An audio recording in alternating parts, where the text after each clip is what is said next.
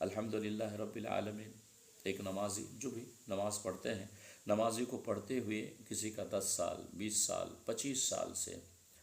فرض نماز میں، سنت نماز میں الحمدللہ رب العالمین الحمدللہ رب العالمین، لیکن اس بندے سے پوچھو کہ 20 سال سے تم نماز میں، فرض سنت نمازوں میں یہ جو صورتیں پڑھتے ہو، جو چھوٹی صورتیں ہیں یا سورہ فاتحہ ہی ہے، معنی معلوم ہے؟ جانتے ہو کہ تم اللہ سے کیا کہہ رہے ہو اور تمہاری جواب میں اللہ کیا کہہ رہا ہے؟ یا پھر جو دعائیں پڑھتی ہیں، نمازی پڑھتے ہیں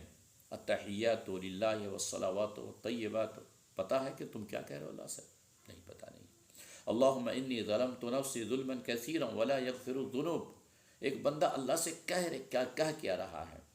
یہ کتنا جامع معنی دعائے ماثورہ ہے جو نماز میں پڑھی جاتی ہے، لیکن پڑھنے والوں کو پتہ نہیں ہے کہ میں اللہ سے کہہ کے رہا۔ تو اسی لیے جو ائمہ حضرات ہیں، خطبہ حضرات ہیں، عالم ہیں، ان سے میرا ایک مشورہ رہے گا کہ آپ جب نماز پڑھا لیں تو نماز پڑھانے کے بعد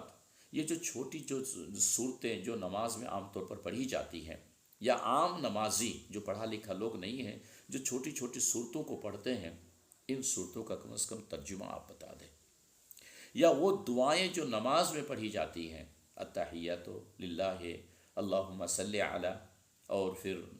دعائے ماثورہ جو پڑھی جاتی ہے، تو کم از کم آپ ایسا کریں۔ آپ بحیثیت امام ایک ذمہ دار ہیں، صرف نماز پڑھانا ہی ذمہ داری نہیں ہے، بلکہ یہ جو چھوٹی صورتیں ہیں، جو بنیادی چیز ہیں، ان کو لوگوں کو بتا دینا چاہیے، نہیں تو آپ خیانت کریں گے۔ فقط نماز پڑھا دینا اور یہ سمجھنا کہ میں اپنی ذمہ داری نبھا دیا، نہیں، میرا نیک مشورہ ہوگا۔ اسی طرح عوام جو نمازی ہیں، آپ نماز پڑھنے آتے ہیں، آپ سے بھی میرا ایک مشورہ رہے گا کہ جب آپ نماز پڑھنے آئیں تو 2-4 منٹ پہلے آئیں، یا نماز کے بعد 2-4 منٹ آپ ضرور بیٹھ جائیں امام صاحب کے ساتھ۔ امام صاحب جو ہم پڑھ رہے ہیں نماز میں، جو دعائیں پڑھ رہے ہیں، الحمدللہ پڑھ رہے ہیں، 10-20 سال سے پڑھ رہے ہیں، ہم کو پتہ ہی نہیں ہے کہ ہم اللہ سے کیا کہہ رہے ہیں اور اس کا بدلہ ہمیں کیا ملے گا۔ تو آپ کے لیے بھی آپ کی بھی ایک ذمہ داری بنتی ہے کہ آپ امام صاحب سے رجوع کریں، پوچھیں۔ آج طرفین سے تقریباً ہم لوگ اسلام سے دور ہوتے گئے،